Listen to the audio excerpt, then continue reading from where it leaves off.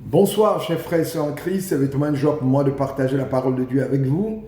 Michael Bogui, disciple de Christ avant d'être serviteur du Dieu vivant. Voilà, je suis là pour que ce soir nous puissions partager la parole de Dieu parce que nous sommes sauvés pour servir. Nous sommes sauvés pour être utiles à l'œuvre du Seigneur. Je suis venu te dire ce soir qu'il faut que nous ayons une autre compréhension de la volonté de Dieu. Nous devons avoir une autre compréhension de la volonté de Dieu. La volonté de Dieu est subdivisée en plusieurs catégories. Nous prions le Seigneur. Notre Père et notre Dieu, nous bénissons ton nom, nous t'élevons.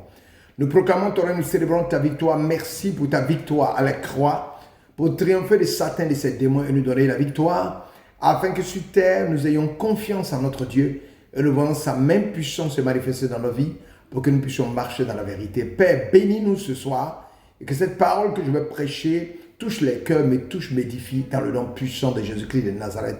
Alléluia. Amen. Voilà. Il nous faut avoir une autre compréhension de la volonté de Dieu. La volonté de Dieu, elle peut être subdivisée en plusieurs catégories. Nous avons premièrement la volonté souveraine de Dieu. Je dis bien la volonté souveraine de Dieu. Elle est le contrôle souverain que Dieu a sur toutes choses. Nous appelons cela sa volonté décrétée. Elle ne peut céder en quoi que ce soit. Elle ne cède à rien. Dieu a décrété une chose, elle doit s'accomplir, elle s'accomplit. Elle ne cédera pas. Elle se réalise toujours. On peut regarder dans Daniel chapitre 4, verset 35 qui dit « Il agit comme il lui plaît avec l'armée des cieux, avec les habitants de la terre. Il n'y a personne qui résiste à sa main et lui dise « Que fais-tu » Daniel chapitre 4, verset 35. Ça, c'est la volonté décrétée de Dieu. Ça, c'est la première, une des volontés de Dieu. La seconde volonté de Dieu est celle qui gouverne tout ce qui s'accomplit. Paul résume la volonté qui gouverne tout ce qui s'accomplit dans Éphésiens chapitre 1, verset 11. Éphésiens chapitre 1, verset 11. À lui, nous avons aussi été mis à part, prédestinés selon le plan de celui qui opère tout selon la décision de sa volonté. Donc, il y a la seconde volonté de Dieu qui est celle qui gouverne tout ce qui s'accomplit. Ça, c'est la seconde volonté de Dieu. La troisième catégorie de la volonté de Dieu dans la Bible, ce sont ses commandements. Dieu exprime sa volonté au travers de ses commandements qu'il nous donne. Donc, nous venons de décrire trois volontés. La volonté au travers des commandements de l'Éternel, premièrement. Et troisièmement, la seconde volonté de Dieu qui est celle qui gouverne tout ce qui s'accomplit. Et nous avons la première volonté qui est la volonté souveraine de Dieu. Voilà. Qu'est-ce que nous pouvons dire au regard de ces différentes volontés? Au regard de ces passages et de nombreux autres, je conclus qu'il y a plusieurs façons de parler de la volonté de Dieu. Les deux grandes qui existent et qui sont importantes à comprendre, de croire qu'il y a les deux façons. Il y a plusieurs façons de volonté de Dieu. Mais il y a deux qui surpassent toutes les autres. Nous pouvons appeler l'une la volonté de Dieu par décret, c'est-à-dire sa volonté souveraine, et l'autre la volonté de Dieu par ses commandements. Sa volonté par décret s'accomplit toujours, que nous y croyons ou pas, que nous le voulons ou pas, sa volonté décrétée s'accomplit. Ce qu'il a décrété dans son ciel s'accomplit. La volonté qu'il exprime dans ses commandements dépend de notre obéissance de chaque jour. Donc il y a la volonté décrétée par lui qui descend sur la terre qui s'accomplit, et il y a la volonté de ses commandements auxquels nous pouvons obéir si nous voulons ou pas. Ça peut te dire que tu dois avoir une autre compréhension de la volonté de Dieu.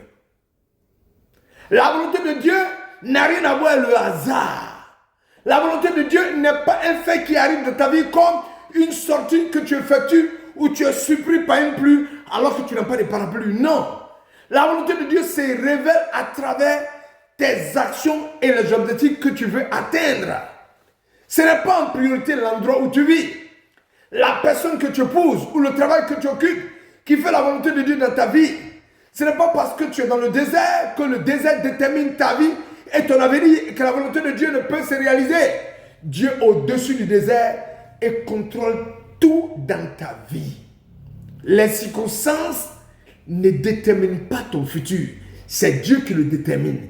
C'est à lui que tu dois t'adresser. Je voudrais te dire que l'environnement dans lequel tu vis et ses réalités sont des choses secondaires. Pour que la volonté de Dieu se manifeste dans ta vie, il te faut manifester la nature de Dieu. Il te faut étendre le royaume de Dieu sur terre. Il te faut accomplir la raison pour laquelle Dieu t'a envoyé sur terre. Jésus a prié en disant que ton règne vienne, que ta volonté soit faite sur la terre comme au ciel. Qu'est-ce que cela veut dire? Cela veut dire que la volonté de Dieu est déjà établie au ciel parce que Dieu il règne, il domine. Ton rôle en tant qu'enfant de Dieu, c'est d'exécuter sur la terre la volonté de Dieu. C'est de faire tout ton possible selon les moyens que Dieu t'a donné, selon la destinée que Dieu t'a donnée pour que le règne de Dieu domine sur la terre. Tu n'attends pas Dieu, c'est Dieu qui t'attend. Nous allons en profondeur. Tu n'attends pas Dieu, c'est Dieu qui t'attend. Que l'Éternel vous bénisse en vos rangs radicalité. Nous continuons demain, toujours dans le sens de la volonté de Dieu. À demain pour avancer. Parce que maintenant nous avançons dans la profondeur de la parole de Dieu. Nous allons en profondeur maintenant.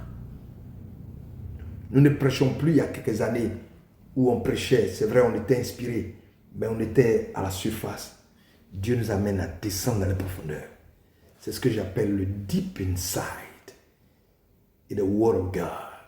Que l'Éternel vous bénisse. À demain pour continuer de prêcher.